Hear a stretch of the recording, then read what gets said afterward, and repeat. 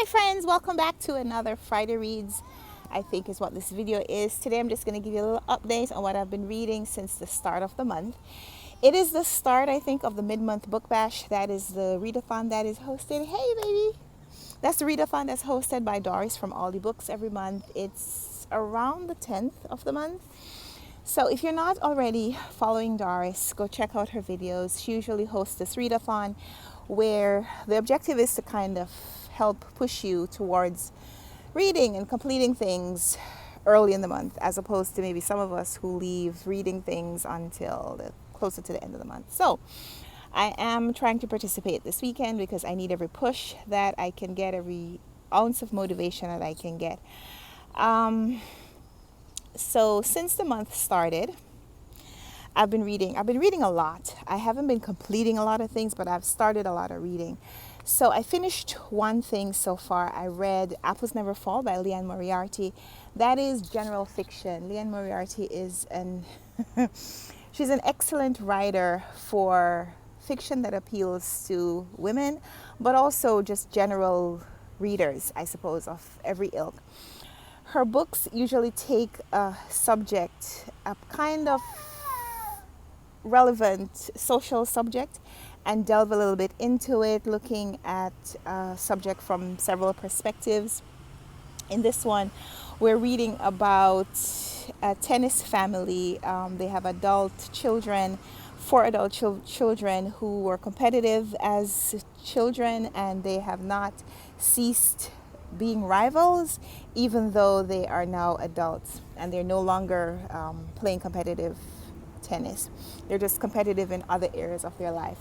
And part of the story is about examining how the family reacts to a young woman who comes into their lives under false pretenses, but she upsets the dynamics in lots of ways. And then the mother disappears and they're trying to figure out what happened to her. The assumption is that she's been killed and that the husband killed her, even though they've been married for over 50 years. And so it's a little bit of that investigation of missing persons and what that's like. But also, like I said, the dynamics in the family. And did I mention this book is set in Australia? So there's a little bit of Australian current affairs. Where's my child? So we're at the playground. Did I mention that? And the little one is on the slides and we're having a fantastic time. But I thought I would just check in with you for a brief moment. So I finished that and I posted a review here on my channel. So if you want to check it out, I talk at length about my reaction to the book. I love Liane Moriarty's writing in that she takes these little snippets, these little chapters from lots of different perspectives, not just the main characters, but we're also getting people in their lives just kind of weighing in and giving little contributions. Some of it is relevant, some of the contributions are red herrings, they're distractions, and it's just wonderful. You get to explore a topic in a very comprehensive way, I guess is what I want to say. So that's the only thing that I've finished so far. It is October 8th. I'm supposed to be reading and reviewing 30 books here on the channel, but I do have a lot of books underway. I am currently reading several things, so I'm just going to update you on what I'm reading. I'm doing a buddy read of The Sympathizer by Viet and Nguyen. I'm reading that with Patrice Jones, and I'm close to the 100-page mark, and this is a book that's a little over 400 pages, I think. I'm sorry for all the shadows and light. So I'm reading that, and that's a little bit about the Vietnam War. We're reading from the perspective of someone who is Vietnamese, but his father is French, so he's half Vietnamese, half French, and exploring what otherness kind of means, in Asian culture, I suppose, where maybe some of us who are not Asian tend to think of people in a kind of homogenous way.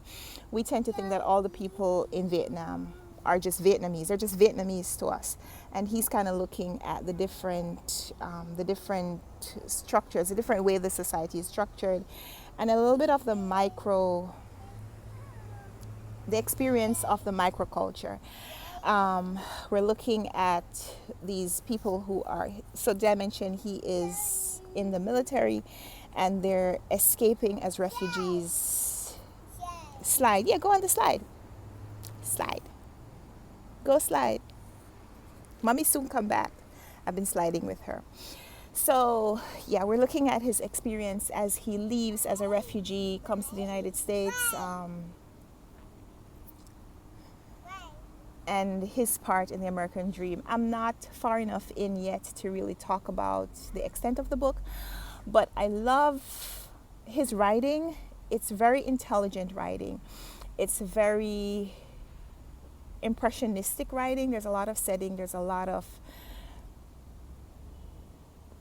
just experiences written in the narrative. And it's also a really dense read because it's not structured. Ooh, there's a bee. A bee. Ooh, okay. The book is not structured. Hey, no, pumpkin. I'm looking at several things at once. I'm looking at my child. I'm looking at this bee. I'm looking at that car. And I'm trying to focus on you. So, yeah. The structure of the Sympathizer, it's not in traditional dialogue format. There are just these paragraphs where dialogue is encompassed and you know that two people are talking. You just kind of have to follow the context to see who's talking at any one point. And so it's not an easy read, but it's really interesting, just really immersive. Yay, pumpkin! Having fun? Say hi. You see your friends? You see yourself? Mommy, I'm having fun. Slide. Slide. So I'm reading The Sympathizer. I'm also reading Not Without Laughter by Langston Hughes. I think that is his first novel. I read his Tambourines to Glory in February. That was also a gift from Patrice Jones. This one I'm reading an e-copy from the library.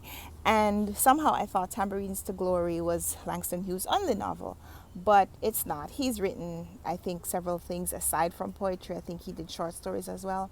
But Not Without Laughter is his first novel. I'm not far enough in it yet to tell you exactly what the book is about because I didn't read the synopsis. But it's set in, I think it's set where Langston Hughes is from. Is that Kansas City, Missouri? I'm not sure. It's set someplace aside from Harlem, New York, which I think is what you maybe expect Langston Hughes' writings to be centered on, because he is just like this name that is kind of synonymous with the Harlem Renaissance. But he's not from Harlem, is he? So yeah, this book is set in a rural part in the United States, and we're following a family, a black family in the probably early 1900s.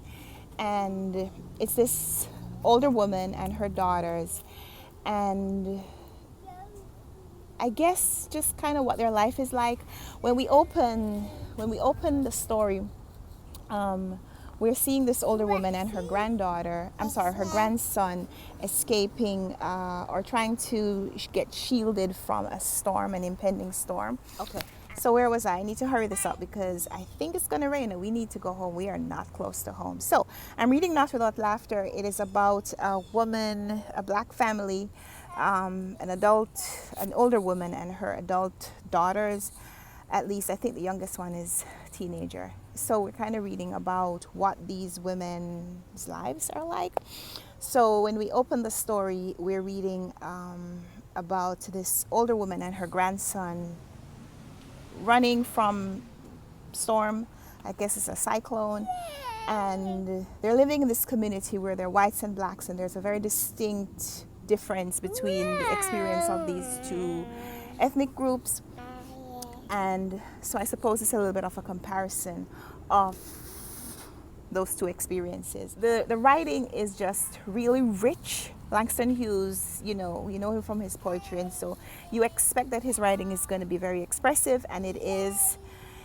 And I'm loving the prose. it's a little jarring when he calls someone black Hagar or black boy or something like that. But it's also, I guess, representative of the times. So more on that later. I'm also reading a book about home improvement by Jasmine Roth. And she is an HGTV star. I watch a lot of HGTV about home improvement projects. And she has this show now that she does where she helps people who've started DIY projects in their home and have just gotten a little bit in over their heads. So this book is a little bit of what to do and what not to do for improving your home yourself, like the limits that you should push yourself to. So she talks about how to improve your home without doing demo renovation, that kind of stuff. So it's a really interesting book, and I'm hoping to finish it today and do a review. So that will be up on my channel pretty soon. And aside from that, I'm also reading another novel called Gods of Tango by Carolina de Robertis. And I think the author is from Uruguay, but this book is a little bit about Italy and Argentina. We're following a young woman who leaves Italy to go to Argentina in the early 1900s. I think 1913 is when the book starts. And she she marries her cousin, and he goes away. He leaves Italy and goes to Argentina to try to get work. This is around the time people looking for opportunities. People are always looking for opportunities, right?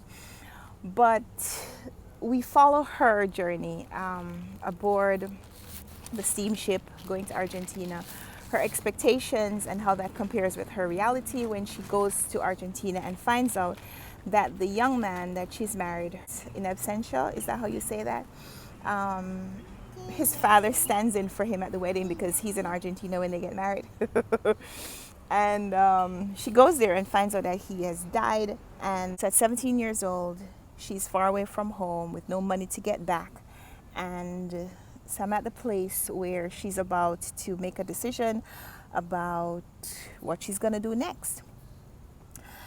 Really enjoying this one. And this one I am kind of reading to have a discussion with Doris. We are reading this list, Jacqueline Woodson's recommendations, and so that's one of the books that's on that list. So I'm hoping to read and discuss that with Doris pretty soon. These marks on my hand, you'll see them on my daughter as well. She was playing with ink, and so it stained us both. So we'll have that until bath time. So yeah, that's what's going on in my reading life today and this week. I'm reading a lot. Hope to be posting reviews on all these books very soon. So would love to chat with you in the comments. Let me know what you're reading, if you're enjoying it. Hope you're having a wonderful week. And if you haven't already thought about joining Doris's readathon this weekend, go check it out and join. Because it is October, I think she is kind of pushing scary books. I don't read scary books. So I'm just reading what I can, what I want to, because this is my reading life, right? So yeah, that's what I'm reading. Would love to chat with you in the comments. Give this video a thumbs up if you liked it. Subscribe if you want to see more. Let's chat in the comments. And until next time, until we come back for another video. Hey pumpkin, say bye. Say bye. Say bye. Wave. Say bye-bye. Bye. Bye.